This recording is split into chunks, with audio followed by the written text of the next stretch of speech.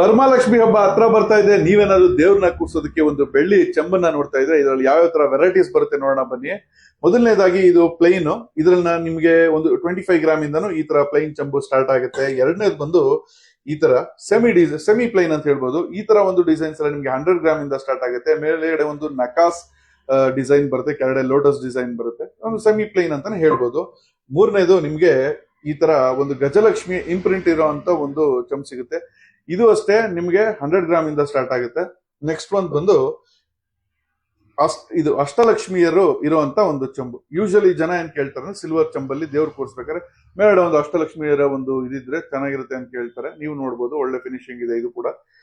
Next ಒಂದು ಬಂದು ನನ್ನ ಫೇವ್ರೇಟ್ ಅಂತಾನೆ ಹೇಳ್ಬೋದು. ನಿಮ್ಗೆ ನೋಡಿ, ಅಷ್ಟಲಕ್ಷ್ಮಿಯನ್ನ ಇಲ್ಲಿ ಕ್ಯಾಸ್ಟಿಂಗ್ ಮಾಡಿ ಸಾಲ್ಡ್ರಿಂಗ್ ಮಾಡಿ ಕೂರಿಸಿದ್ದಾರೆ. ಎಷ್ಟು ರಿಚ್ ಅಂಡ್ ಲಕ್ಸುರಿಯಸ್ ಆಗಿ ಕಾಣಿಸುತ್ತೆ ಇದು.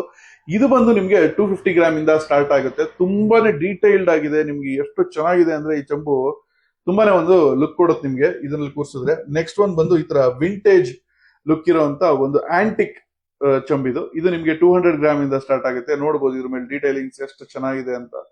ಸೊ ಮತ್ತೆ ತಡ ಏನು, ಬನ್ನಿ ಲಕ್ಷ್ಮೀ ಶ್ರೀನಿವಾಸ್ ಸಿಲ್ವರ್ ಪಾಯಿಂಟ್ ಗೆ ಬನ್ನಿ, ಶಾಪ್ ಮಾಡಿ ಅಂತ ಹೇಳ್ತೀನಿ.